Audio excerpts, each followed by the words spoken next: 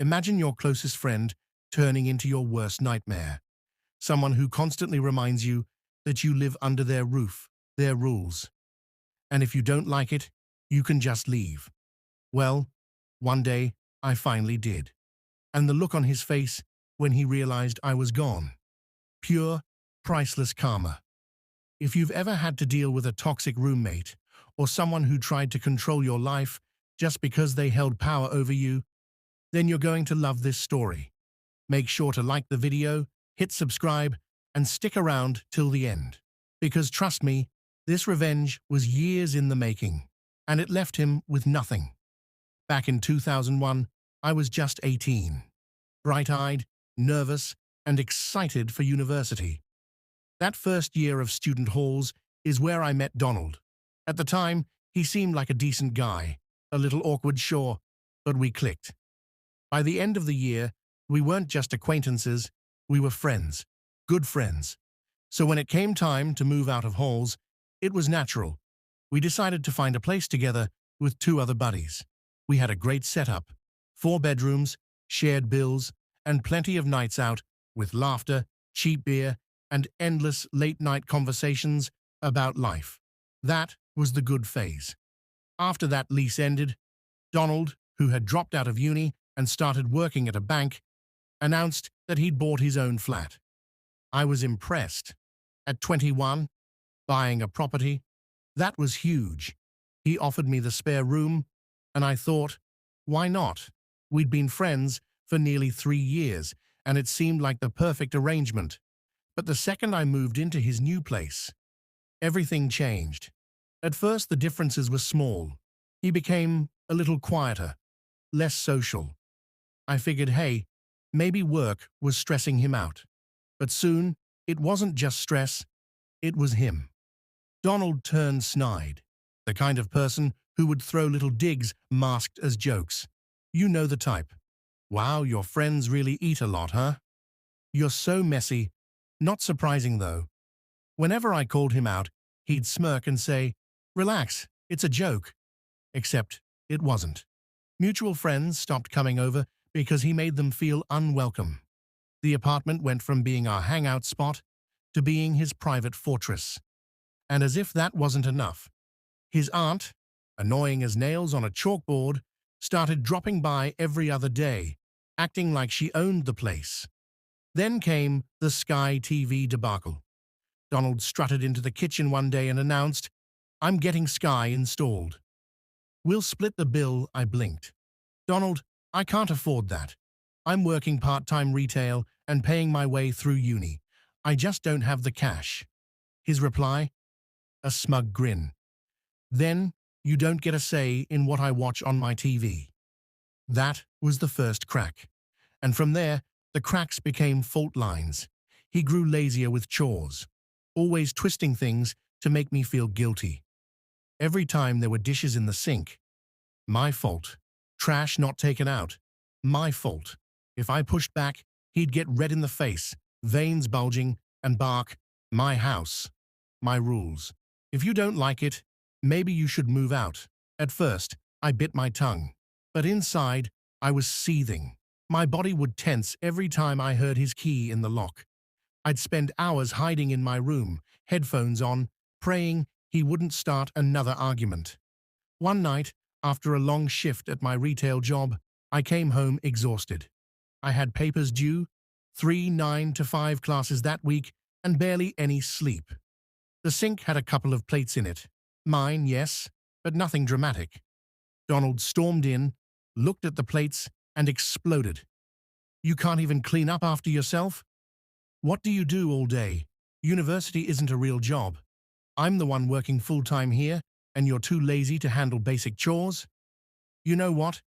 Maybe this isn't working. Maybe you should think about moving out. I just stood there, shaking with rage, but unable to say a word.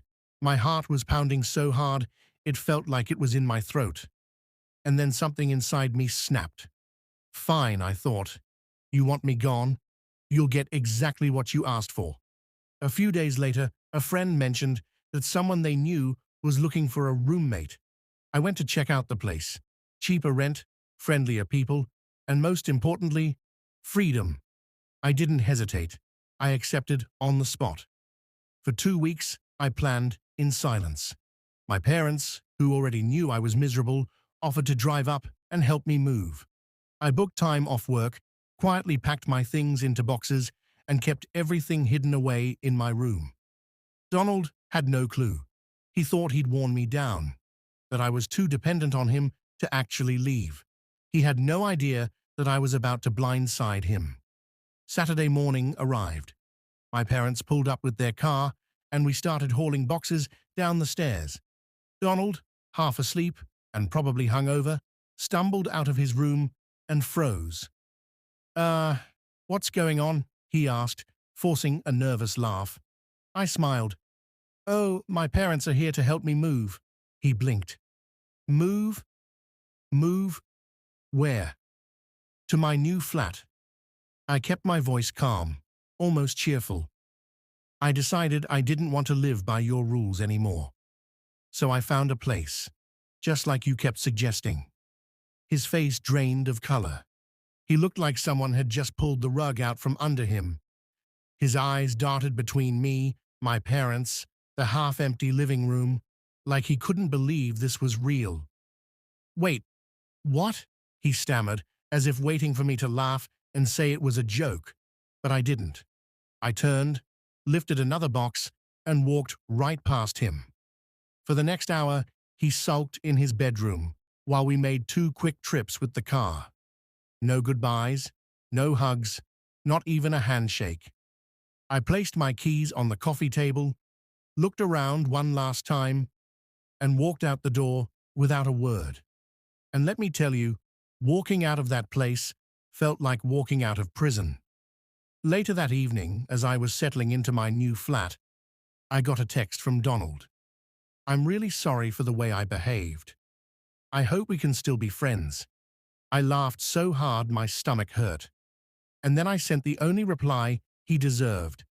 "Ha ha ha ha ha ha." That was the last time I ever spoke to him. Over the years, I heard bits and pieces through mutual friends. Donald had burned so many bridges that nobody wanted to live with him. He couldn't keep up with his mortgage payments alone, and eventually he had to move back in with his mum, quit his job, and sell the flat.